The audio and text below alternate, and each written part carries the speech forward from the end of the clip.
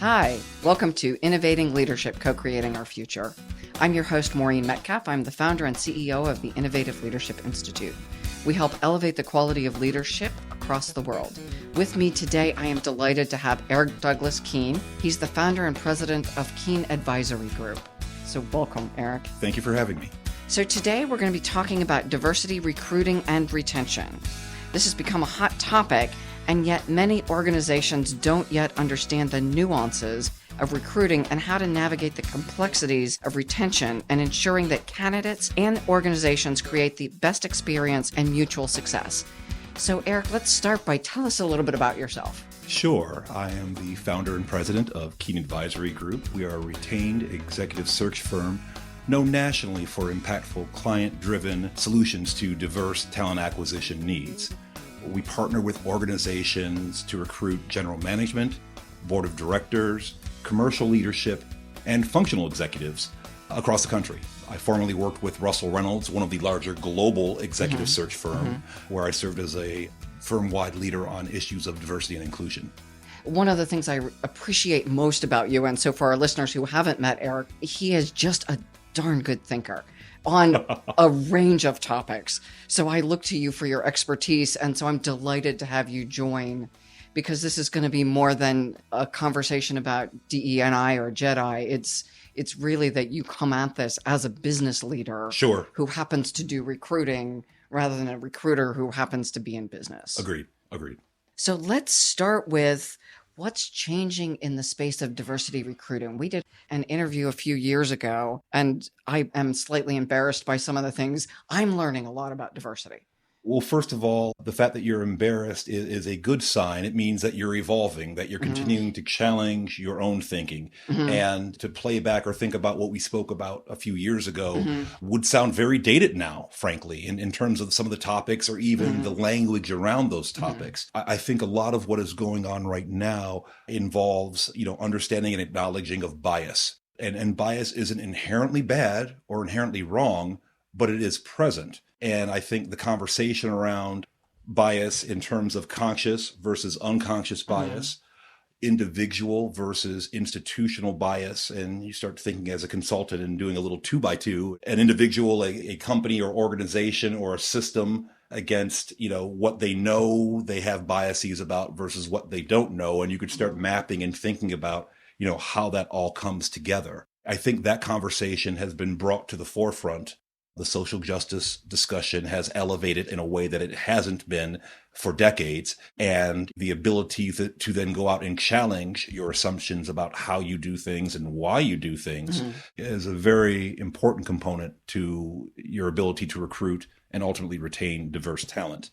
When queued up in that framework, when thinking about the unconscious and conscious bias operating at an individual or institutional level, it all circles back to the age-old question around the CEO of Wells Fargo made comment about this, about there just not enough qualified fill-in-the-blank profiles, whether it's African-American, Latino, female. That is the pushback that oftentimes will occur around wanting to increase your diversity numbers. There are just not enough qualified people to approach. When I heard that about women, there aren't enough qualified women. We're half the stinking population.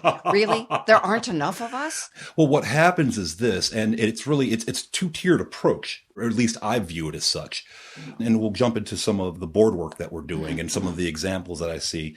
There is a traditional way, from my vantage point as a practitioner of executive search. We are high-end recruiters. Companies hire us to help them find senior executives, board members, so on. The traditional approach is very much, these are the things we want, Eric. And oh, by the way, if you can find individuals who are diverse, who match up exactly with what we want, great.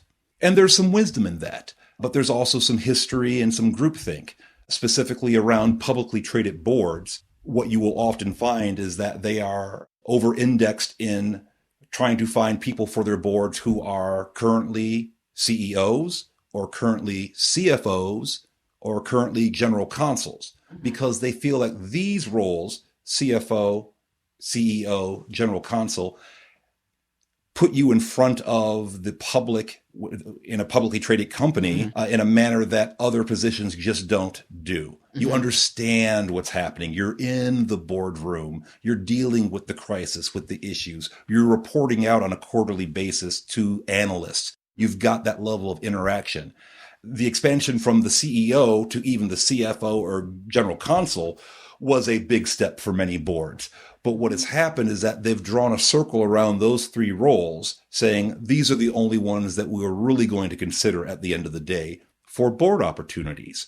And if you can't find diverse candidates who match up against those three arenas, then they default back to what is kind of the cronyism of call up Jim. We're at the country club together. Our kids went to school with each other, and he checks these boxes. So bring him on board, and then they end up with another white male, right? That does happen. And someone who thinks like them.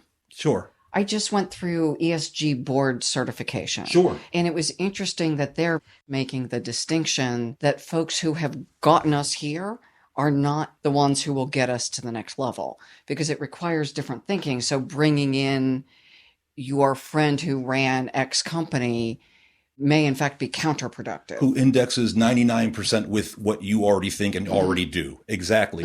And in other arenas, it's commonly accepted that you think about the development of companies from venture to, startup to various rounds of capital, and the leadership or the ownership or the controlling interests are the first to tell you that the people who got us there from A to B are not necessarily the folks to get you from B to C, but there's still a reluctance around those arenas.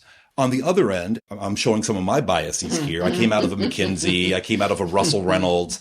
I tend to be a top-down structured thinker in that regard. You build searches in different ways. It's called search strategies at the end of the day. So we talked about a search strategy earlier. Gee, we want a general counsel or a CFO or a CEO, and then let's find some diverse candidates that might match up against that. And if we can't find the diverse candidates, we'll go with Jim from the country club. Another search strategy might be, we are committed to finding diverse candidates, period. Now let's find diverse candidates, first and foremost, who we think match up well against the things that we're looking for. And it's a slightly different structure. There's nuance there. You're committed to finding diverse candidates, first and foremost, and then trying to align those candidates with what the company might be looking for. Now, this has pitfalls as well. The pitfalls in this scenario is that you may very well end up bringing on a diverse candidate for a board who ends up being more of a token, as in this is an individual who isn't really contributing to the betterment of this board or this institution, but perhaps there are some outside forces at work that really reward you for putting, a woman or a person of color on the board and moving on. And neither one of these extremes is right. We don't want the cronyism of finding Jim from the country club, but we also don't want token individuals who are one and done, never to be recommended again or brought on board again because they were misplaced or misaligned with the company that they joined. The work gets done in the middle. I get to be privy to and a part of these conversations. There needs to be advocacy on both fronts. And we'll start with the latter. The latter is expanding the definition of what it means to be a qualified board member. So you mentioned in one of our conversations that I thought was really helpful, most qualified candidate or qualified candidate, and then considering diversity as one of the qualifications. So if I've got 3 candidates, and they all meet the requirements, I may prioritize diversity over something else. I'm not going to bring in a token just because they fit a biological difference. Right. Well, again, my fallback is always around, and my company operates under a both-and premise. So we're going to find you quality people, and we believe that there are quality people who happen to be women or people of color. That earlier point that you brought up from earlier discussions is an important one. Think about medical exams, the boards. They might note you on your diploma for high distinction for how much you passed your exam by. But at the end of the day, everyone who passed is called a doctor. Or a lawyer. Or a lawyer. Or an accountant. Exactly. So let's get out of the whole must be a Baker scholar from Harvard mindset and say, these folks meet the qualifications for what we are looking for. And given that they do, there are a far broader range of experiences, skill sets, perspectives that may be of value to, what is going on with this organization. One of the things I remember at Accenture in our recruiting process, because as most of our managers do, I did recruiting, and they said, we don't want the 4.0s. We don't want the kids who were brilliant but never had a job. We want people who've worked hard, had to earn where they are.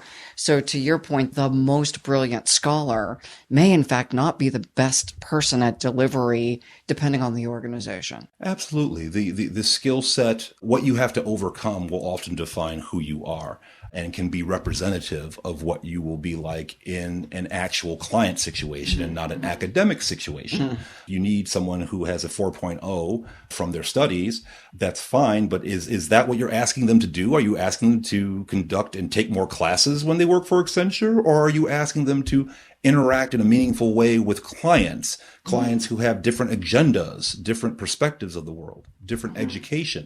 And can you be effective in those types of environments? Thinking back to the board discussion, I have a client who very much thought to expand the horizon of who they might bring onto the board. And it was commendable about how they created this situation. Had recently gone through a merger, had acquired additional assets that had some human capital related issues. Internally, they had a long-standing CHRO who was set to retire. They were elevating a second in command to become CHRO, but this individual had never been CHRO, and they knew they were facing some labor strife. They went out and proactively brought a board member in that brought senior level human resources experience to the board because it was the strategic right fit for what they were going to do and what the challenges they would have over the next 4 to 7 years. And I think a lot of companies don't think that way. They are oftentimes looking for prestige candidates and not always thinking about the functional excellence or insight that an individual could bring. There is a sweetheart relationship with C-level executives in general. If you're a $5 billion company and you can get an individual from a $50 billion company who may not be a direct report to the CEO, but has experienced every possible permutation of what you're going through, you should feel empowered to go after those individuals and not turn your nose at them simply because, they don't report to the CEO and therefore they're not senior enough.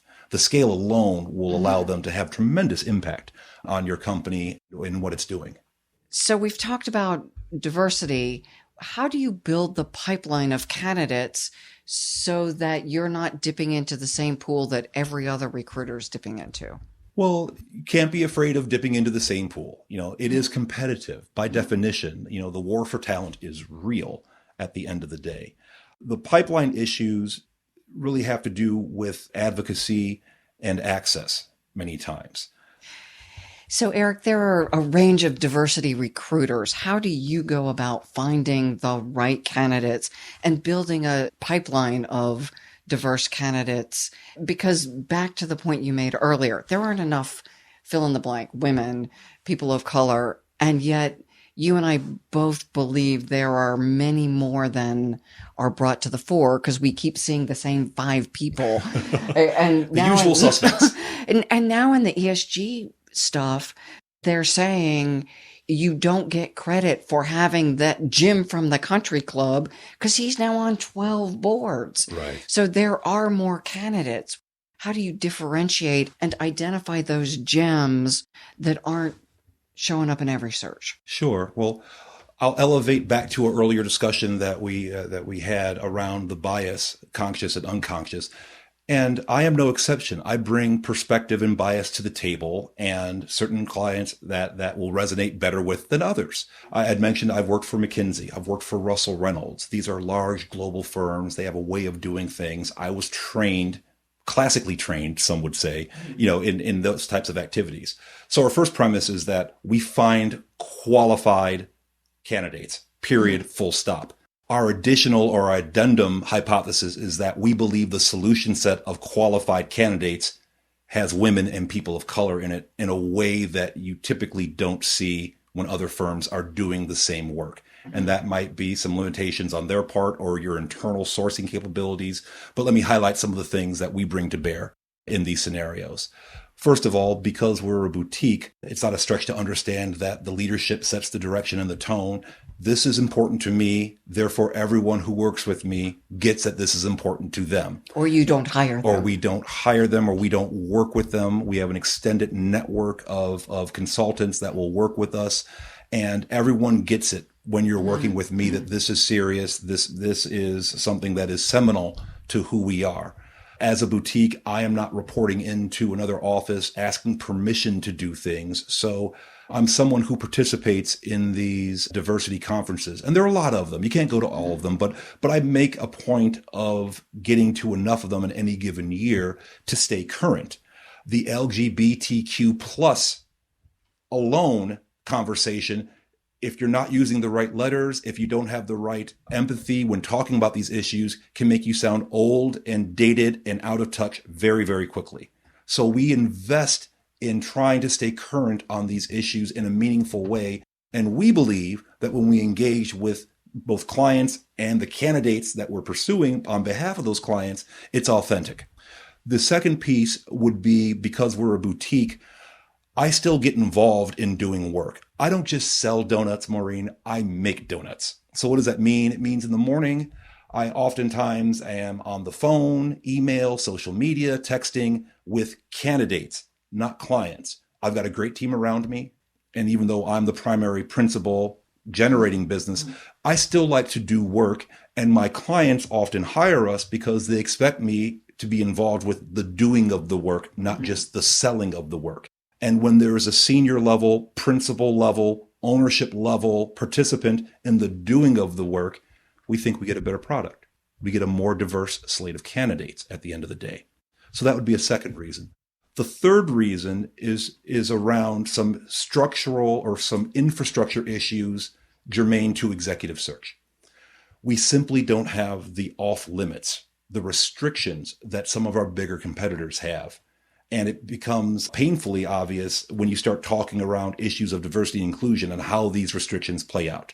The first one, and you might think of a law firm more classically in terms of off limits. One law firm's not going to represent a client and then a competitive client, in the same type of case or in the same situation. That's bad business. Executive search operates in the same way. So what does that mean? It means that in a certain industry, a larger search firm may already have 3 to 5, 4 to 7 clients in that industry. So you, new client, need to be briefed as to the fact that we're not going to go into these companies on your behalf. Now they will challenge and say, well, it's okay. We're a global firm. We have global access. And therefore the fact that we can't go into these 4 to 7 companies on your behalf is not going to restrict the talent pool. Savvier clients are learning. In North America, 90%, 95% of C-level executive searches are filled with North Americans. You're not typically finding someone from Portugal or South Africa or Japan to fill the CEO or any of the C-suite spots in Fortune 1000 companies. It's just not true. So what does that mean? It means that not being able to go into these 4 to 7 companies actually is an impediment to your ability to find the best talent out there. And that in and of itself is an issue. Imagine now if you put a lens of diversity against that very same issue, and you could see how the pool of qualified candidates can now shrink to a minuscule number simply because of the companies that you can't go into. The secondary issue would be on a more personal level. At the big firms, you don't dip into existing candidates or existing clients, and then you don't steal candidates from your colleagues. So we're based in Chicago. If I was at a big firm, I've got colleagues in New York, Atlanta, and LA who might be doing a similar search. And guess what? If they're already talking to a candidate, I can't talk to them. Again, challenging in general, but even more painful to the process if these are diverse candidates and I can't talk to them. So when you combine all the factors around being able to engage meaningfully, who's doing the work at the end of the day, and who you can talk to, ultimately the answers become very much usual suspect and not the true audience or the true marketplace that is available. So you're making the argument that, in fact, working with the biggest global firms is not as beneficial as working with a boutique where you have access to a broader range of clients because your off limits are fewer. Agreed. Okay. Yes.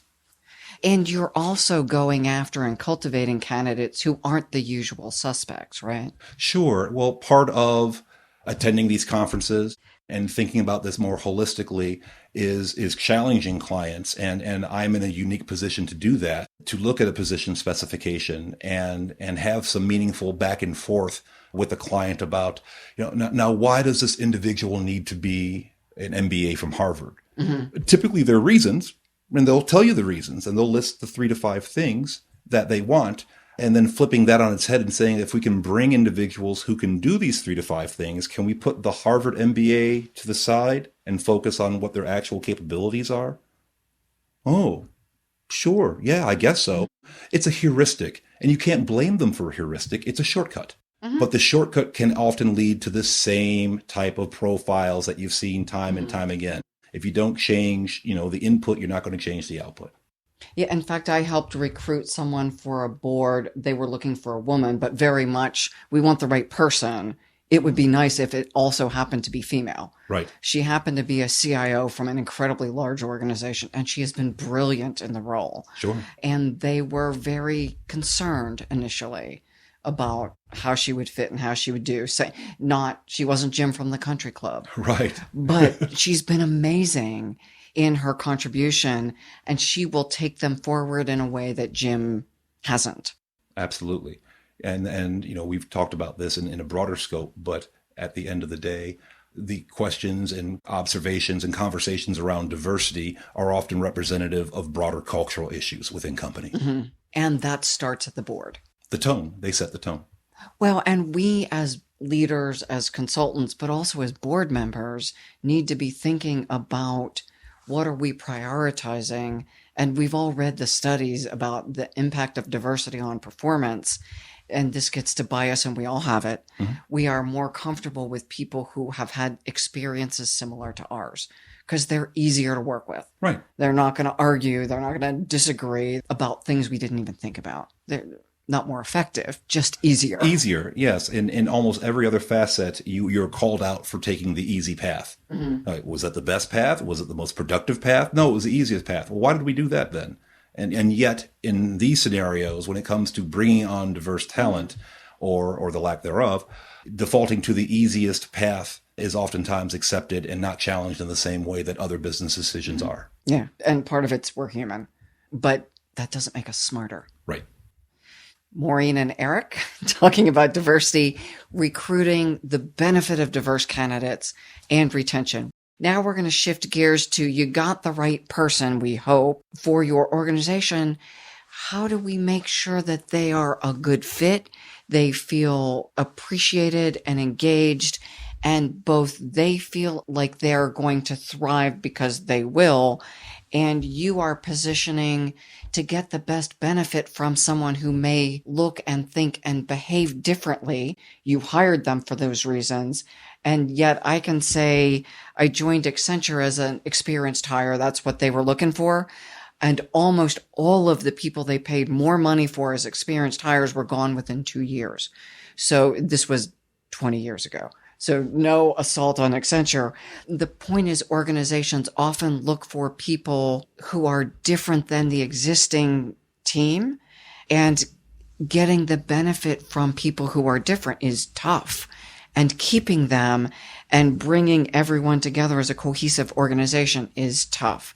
And Eric, again, this is a sweet spot that you have learned to navigate to help hire and build the culture where people thrive. Sure. And what you've highlighted, and let's have some back and forth on this, there's really a continuum. And as a practitioner of executive search, you also have to be realistic about where you can have impact in an organization. So at the front end, the recruiting side, obviously where we spend our time, most of our time, are you seeing diverse candidates as part of your slates being introduced for a given role?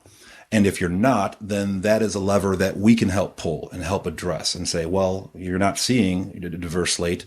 Working with Keene Advisory Group, you most likely will. And you'll see, again, my earlier hypothesis around we find qualified people, and we believe that solution set includes women and people of color in far more scenarios than perhaps are actually being presented. So are you seeing diverse candidates? Step one. Step two, once you've seen what everyone agrees to be qualified, diverse candidates, can you actually hire them? And if not, now the talent acquisition team, the HR team is now empowered.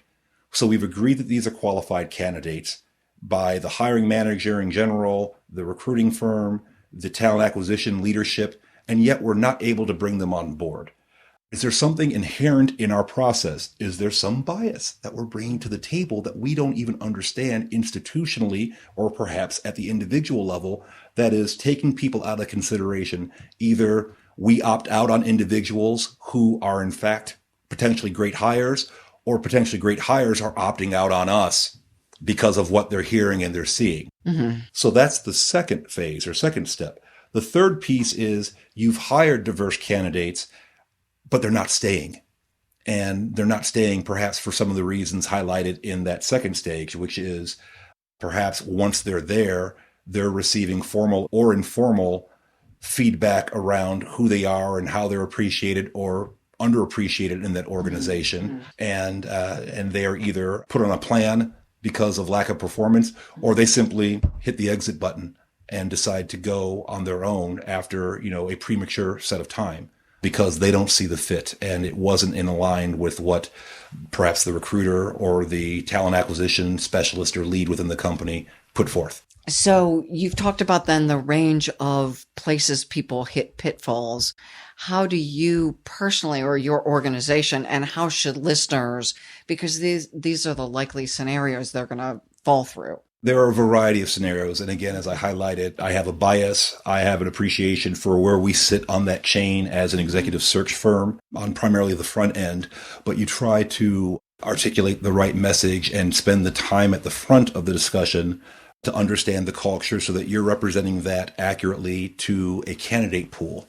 I err on the side of being tough up front. And rather than have a parade of candidates who might be interested, who all look wonderful on paper, I'd rather show you a shorter list of people who've heard your challenges, seen some of your warts, and still demonstrated interest in your opportunity. And those folks are far more likely to navigate the process, they accept, and they stay at the end of the day. You highlighted earlier the correlation, it would appear correlation around companies that are demonstrably more diverse at their senior levels and their performance. And there's an increasing knowledge of work that's going into that and understanding that better. Candidly, it's still unclear about the causality of that as compared to the correlation. So correlation, yes. Top performing companies tend to index high on their diversity issues. What really might be at work, and we've alluded to this a little bit already, is diversity or indexing well on diversity really representative of a better corporate culture at the end of the day? And is it that corporate culture that is inclusive of diversity issues that really speaks to why these companies are high performers versus their peers?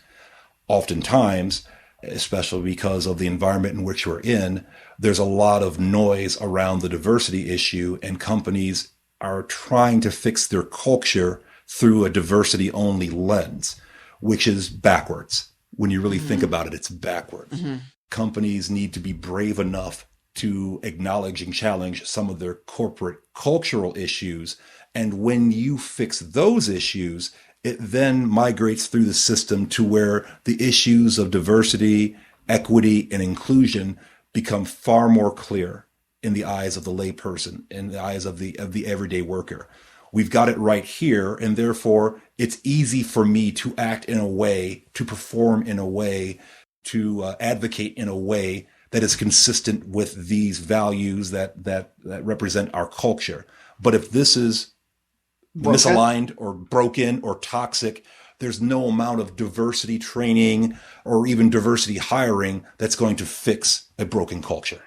As you think about this, it raises in my mind one of the questions I've grappled with is, as we talk about what are the characteristics of effective leadership, and I've gone back and forth with researchers, and women who are strong advocates for women's leadership, not as much in the diversity space yet. There are a set of qualities that represent effective leadership, irrespective of the body I grew up in or the experiences I had. So humility, robust thinking, ability to collaborate without bringing my own emotional baggage into stuff, intellectually curious, growth mindset, the things we hear in the tweets, but they're much bigger than a tweet. Diverse candidates bring in different thinking, but good thinking. They have an ability to be humble, and that means putting my ego aside and looking at what's best for the organization. When you start thinking about diverse candidates more broadly, all the tenets that you highlighted coming out of your innovation leadership organization, that holds true. Those are universal. The question tends to be around, how do you get there? And are there experiences that will get people there that perhaps are not as easily recognizable by individuals who don't share their background? So my ability to have empathy or demonstrate grace under pressure may have manifested in a way that is different than what you may have grown up around, and therefore you're blind to seeing that. You don't know that about me because you wouldn't see it in the same way that I experienced it at the end of the day.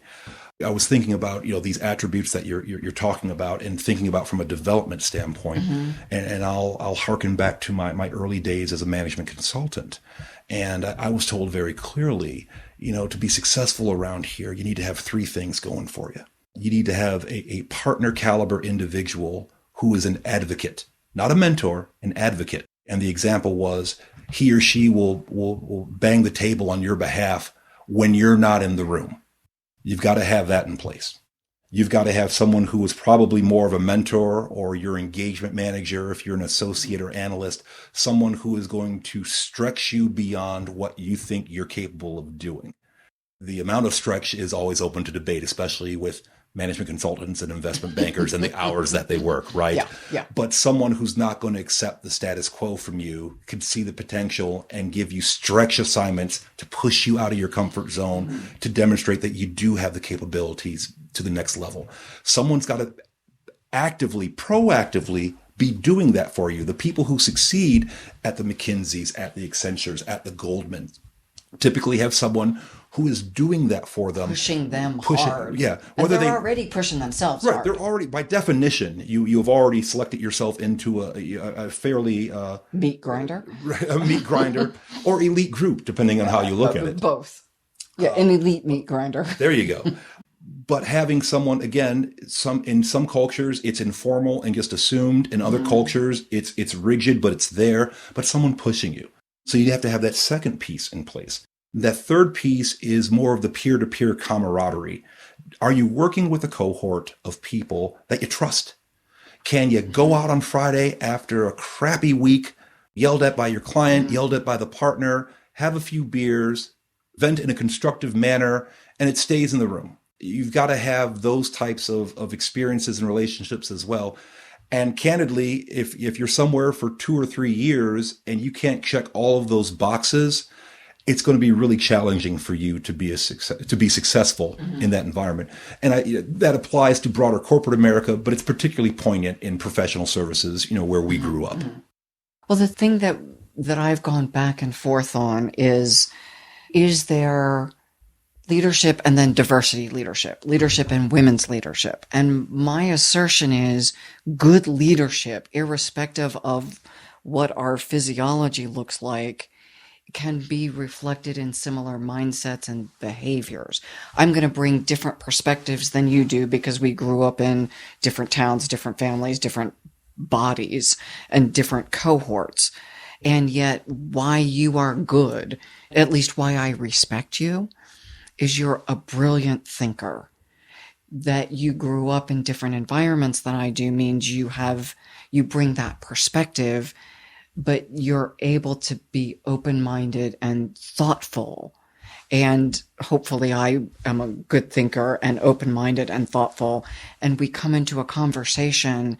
The value that diversity brings is we're not all Jim from the same country club who had the same experiences, and those diverse experiences, but also the common set of criteria for good leadership brings us together as people who, as peers, can go have a glass of wine or bottles of wine at the bar tonight, and we will learn from one another and deeply value that camaraderie. A few thoughts. Good pupil versus good student. Good pupil learns solely because there is a good teacher. Good student learns independent of whether the teacher is particularly strong or not. If we translate that to the various tenets of leadership, and there are some leaders who are fine when everything is fine. What's more interesting is, are they a good leader when things aren't fine?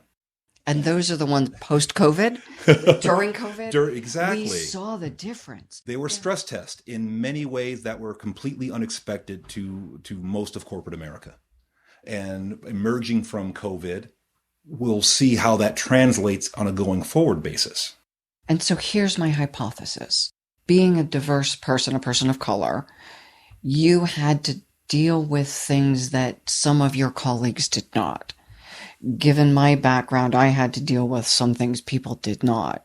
That forced us to build in capacities that are, in some cases, other folks didn't have to build. So we have been tested already and built in additional capabilities. And I'll say just we as diverse candidates, sure, not me or you or Bill or Fred. But often our diverse candidates have had to build additional capabilities to get through the gates that others did not have to. And they bring that to the organization. That's causal, not correlation. Sure. In hearing your description, I immediately thought of resilience and adaptability, both of which in traditional everything is going right scenarios are not particularly tested. It's when things go wrong. How resilient, how gritty are you? Do you keep on getting up after being knocked down time and time again? You don't know that if you've never been knocked down. Adaptability. When things are straightforward and the sun is shining, it's wonderful. If it's cloudy days for 6 months in a row, how are you managing that? And that actually leads to a broader discussion. I was thinking about the tenets of leadership and the communications around leadership. And there's a lot of discussion around code switching. Code switching, which is basically adapting or adopting different ways of speak to accommodate the audience in which you're interacting with. In a more classic sense, you sound white when you speak. Or my LGBTQ community where I do advocacy work. Right. I sound friendly or not friendly in that space. Exactly. And so there are philosophical questions around that. Should you have to versus the reality of... But you have to. Right, exactly. So that's where I land. But a lot of the advocacy right now is pushing on anything from how you speak to your attire, to the school you went to. I mean, these are all issues of, do you have to go to the right school? Do you have to speak in a proper way? Do you have to dress in a certain way to be successful at the task at hand? And I suspect that there is a wide range of answers on that, but it's good to be challenging those types of preconceived notions around, what does success look like? When you were speaking, I was thinking of CEO of GM, Mary Barra, and they had a dress code issue a few years ago. And she succinctly cut right to the point and said, here's our dress code. Dress appropriately. Period. A 15 to 20 page manual on how to dress for certain situations got perfectly encapsulated in dress appropriately. Unfortunately, we, at times, having run teams of people, appropriately, from whose view, the stretch pants and 25 earrings when working for a public accounting firm, in my view, was not appropriate. In the client's view, was not appropriate. We have to help people understand what that means. Agreed. Two things. First of all, the world is changing. We are on one side of these discussions now, age-wise, versus before. So the world is changing, one. But two, appropriateness is still appropriate. You have to give people the chance to adapt and come in line. And oftentimes a complaint from women and people of color is that they don't get the second chance. So it's a one strike rule. You mess up once, you're done. You're forever tainted in the eyes of the partners or the hiring managers. They don't get it, right? So part of this discussion is around, we want the same number of strikes as our white male counterparts are given in a similar scenario. And I'll say, as a woman, we have different choices. Yes. My white male counterparts pretty much wear khakis and blue shirts. When I saw a young woman on my team who wore thigh-high stockings and I could see the upper thigh, not helpful. Right. But the dudes in the room didn't have those wardrobe choices. True. So they weren't making the same mistakes. And this shouldn't be a conversation. This should be nice. As the manager of the poor woman who looks in the mirror and doesn't see her parts exposed, somebody should say, when you're sitting in front of a group, I should never know what color your underwear is. Agreed. Period. Agreed. And are we allowed to iterate? So God, can so. Can you have that conversation and they get it enough to come in line? None of us has not had a day we wish we could get a mulligan for. Yeah. Mulligan's a great term. In corporate America, how many mulligans you are given is equally important as your capabilities and skill set to your success. There are people who inherently, some would say because of bias historically, the white male counterparts, but people who walk in with connections of any sort to a company, or their parents worked for the company, all have these mulligans kind of baked into their equation that, someone who doesn't come from that background just doesn't bring to the table. Yeah. And that's just such an important part of being willing and able to make a mistake and have the room to recover and given the chance to do so. So I want to give an example. We worked in the same thing, accounting firm. We had a young man whose family, and you talk about legacy, didn't speak English well, economically disadvantaged, specifically. His grammar was poor. He occasionally just did things that were natural in his family, but not in our environment. Had he not gotten the mulligans, he would have been gone. In this case, I worked for someone who was brilliant at spotting talent, and he got the opportunity to get the mentoring he needed to speak well and to learn what was appropriate in that setting, because that setting was so far outside of his norm. He had no idea what appropriate meant. And for our listeners, I hope we give that level of grace, whether it's the dude who grew up in a trailer park, in this case, or any range of diverse candidates. Right. In some cases, it's not diverse candidates. It's the white dude who grew up in a trailer park. Sure. It's care for our people. Care for our people. And again, the whole mindset around development and perhaps even meritocracy. Meritocracy is something that is often misquoted, misplaced. Companies over-index on saying how much of a meritocracy they are, when if you start peeling back the numbers, you can see that that's simply not the case. I call it snapshot meritocracy. It's used when it's convenient, typically on an exclusionary level, and then overlooked when other things are going well or in line with what your expectations are at the end of the day. We talked about, the pipelining efforts earlier and some of the cultural inferences related to that. The development of pipelines, by definition, in my opinion, is very, very much tied to the ability to take risks and occasionally fail. And again, back to those, do you get mulligans? Do you get multiple strikes? Back to the board example, we should always be advocating for a broader range of candidates, other functional executives. But let's not forget that in order to be a CEO, a CFO, a general counsel, there's typically some risk that goes into your career that stretches you, as we alluded to before, and gives you the opportunity. And the mentorship and the guidance. Nobody does this alone. No one does it alone. And you've got to have room to take chances, to take risks, to fail, and to know that you'll still have a job, even though it didn't work out the way that you necessarily planned at the end of the day. So let me ask a question that is politically tough, but I'm in rooms now where people are saying, I didn't get the job because only diverse candidates, or we're favoring diverse candidates, or any of the backlash Sure. for DE&I. And causal or correlation, we believe, I think the research says, diversity helps. But if I'm the person who didn't get the job because somebody else was picked, I'm going to be angry. Yes. How do we navigate the balance of repairing decades of exclusion and trying to correct means that the correction process can also cause anger and resentment? Absolutely. And that is a fair response in many scenarios. Some of this is going to get played out in the courts and has been and will be.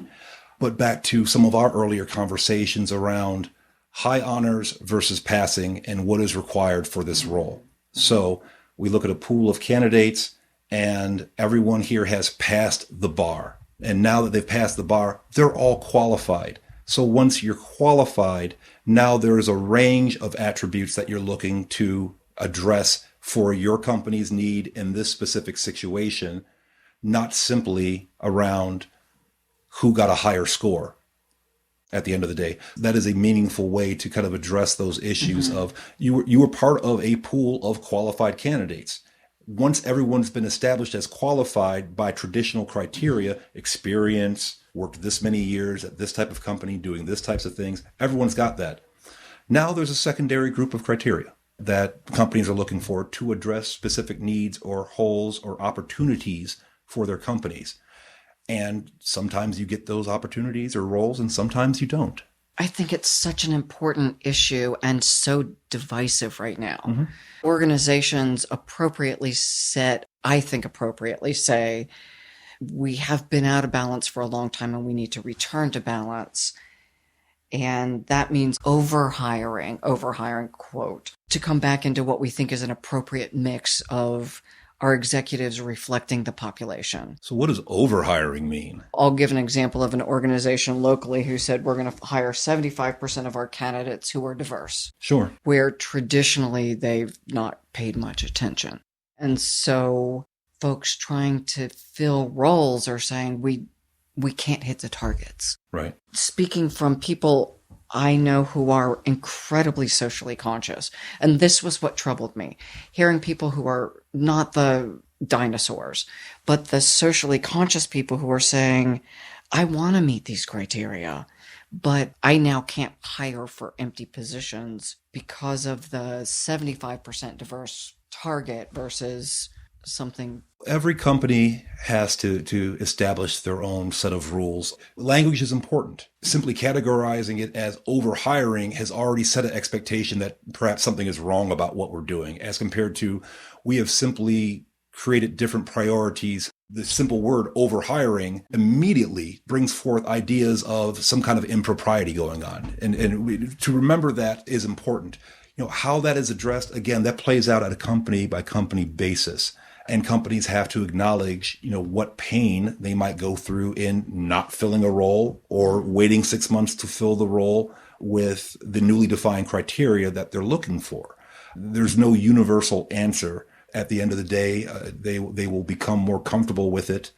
And we also have to acknowledge that there are situations where you won't hit your numbers. There's a lot of value in transparency, however.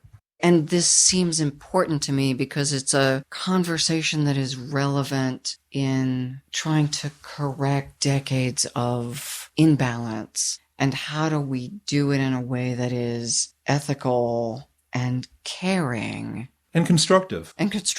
Right. There is an inequality, equality, equity, justice continuum that's well documented in any number of articles and writings that articulates that continuum as part of that. It's tough work. It's not easy. If it was easy, we would have figured it out decades ago. My observation has been, alluding back to the transparency comment, being clear and transparent about what you're doing and how you're doing is a large part of the battle. Because what is that doing? It's shifting the equation from we're just trying to address the diversity issue to a culture that is willing to try, to stretch, to occasionally fail, to learn from those failings and to get better. But if you're operating in a culture that I don't want to hear bad news, because we're managing so tight on a quarter-to-quarter basis, any bad news, given our environment, is going to reflect poorly in our stock price. So companies that are stuck in that mindset oftentimes will embark down a path of addressing diversity issues, go at it for a quarter or two, not see the results, and then they want to bury it as though it never happened, because if we talk about it and we don't hit the number, that's worse than never talking about it at all. And I would disagree. The talking about it, the being transparent, the acknowledging that you're on a journey, that you're not perfect, is part of developing the culture that you want that will ultimately succeed. And thank you for engaging in this part of the conversation. For our listeners, this was not part of the script. And one of the things I love is we're in a time where we are grappling with issues. And I really encourage listeners to create a forum where we grapple with difficult issues. To Eric's point, there is no simple solution. There may not even be a hard solution right now. We're creating the path forward. We call the show Co-Creating Our Future because we're creating something that doesn't exist. It is difficult on all sides. There is no politically correct, easy, appropriate answer. We're all struggling to create an environment that works for a broad range of stakeholders, which means people are going to get pissed off. Yeah.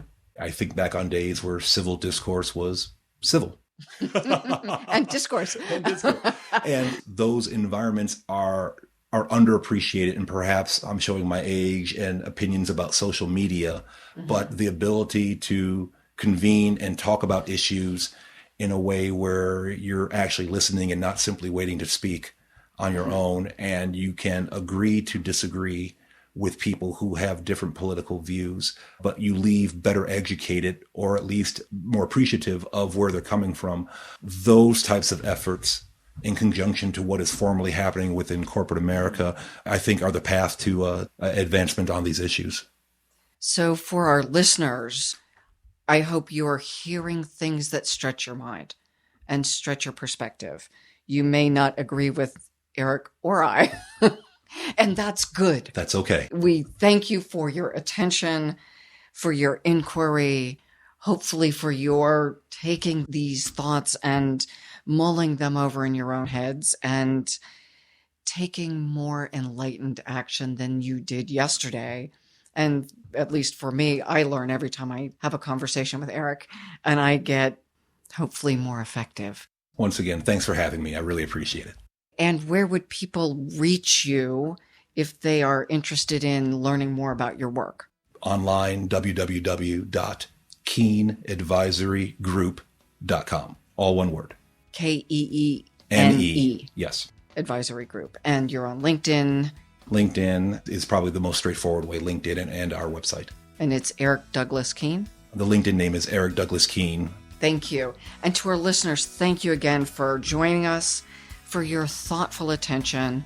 Please like us, share us, all the standard stuff on whichever your preferred outlet is. And we trust that you will join us again. Most importantly, you as good leaders make a difference in the world. We appreciate the work you're doing and growing and making our world better.